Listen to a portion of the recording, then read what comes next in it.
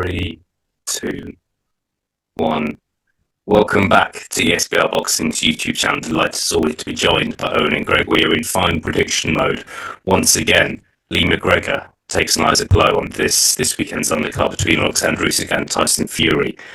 Gents, it's another intriguing fight, isn't it? I think it's maybe not the most star-studded Riyadh season undercard we'll ever see, but there are still fights there where there's room for debate in terms of who's going to win and how someone's going to win as well, of course.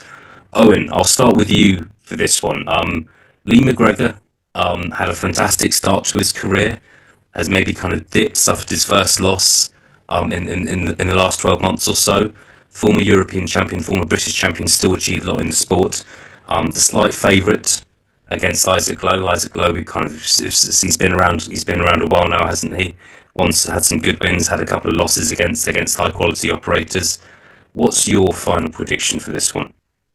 I actually think it's a really good fight. In terms of, it's probably not necessarily the star-studded names you'd expect on a Riyadh season Fury Usyk undercard, but I think it could be not necessarily steal the show, but I think it will be one of the better fights on the night. I do think Lee McGregor is going to win on points. I think he is technically a better boxer than Isaac Lowe, but I think Isaac Lowe is going to make it messy. I think Lee McGregor is going to obviously try and outbox him, but we've seen Isaac Lowe.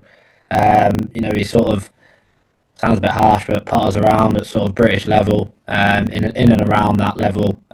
He's in entertaining fights, whether you like him or not, whether you like his style or not. He does make them interesting. I think Lee McGregor will be just too good for him on the night. I think, like you say, Lee McGregor, he was storming through sort of European level and hasn't really done much since, after he suffered that one loss, which it was a bit of a shock, but I think he got comfortably beaten on the night.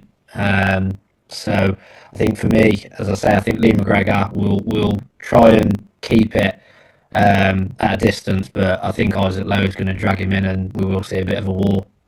Yeah, look, I'm not just saying this because we're doing a video about it, but I am actually quite looking forward to this fight. I think, don't quote me on this, I think it's possibly the first fight on the main undercard. So we'll get us started on the night. One thing that interests me here is Lee McGregor's the favourite, but he's just a slight favourite. The betting odds I'm looking at now, he's 1-2 just to win the fight. Don't know about the two of you, but that's a bit of a surprise to me. Greg, I'll hand the mic over to you now.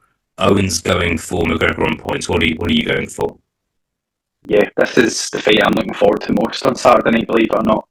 Not purely just because I'm Scottish. Lee McGregor, he interests me a lot.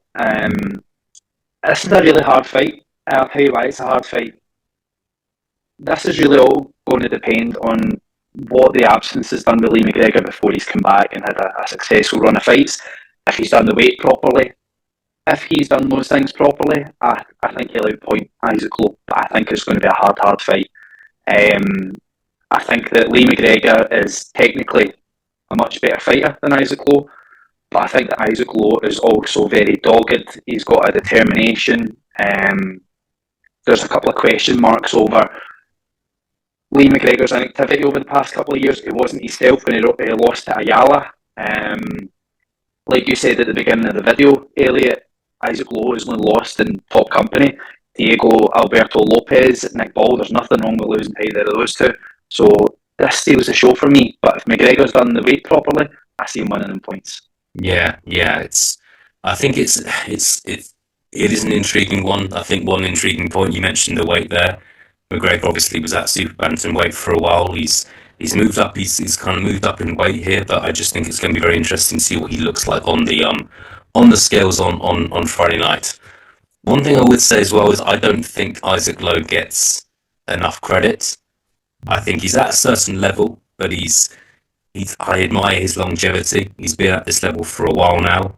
I think he's got a bit of a reputation as kind of being kind of a bag carrier for Tyson Fury, but that's the hand he's been dealt with, and I don't necessarily blame him for taking these opportunities of being on some massive undercards.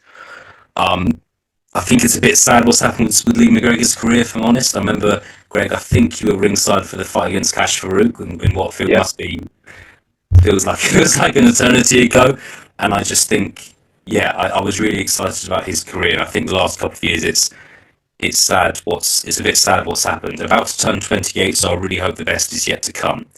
Um, I'll agree with both of you chaps and go for Lee McGregor, but I'm gonna go for a late stoppage in to make a statement here. I'd like to think he's a level above Isaac Lowe, and if I had to pick a round, I'll go for round 9. But we'll see. It's an exciting one to get us started on Saturday night, isn't it?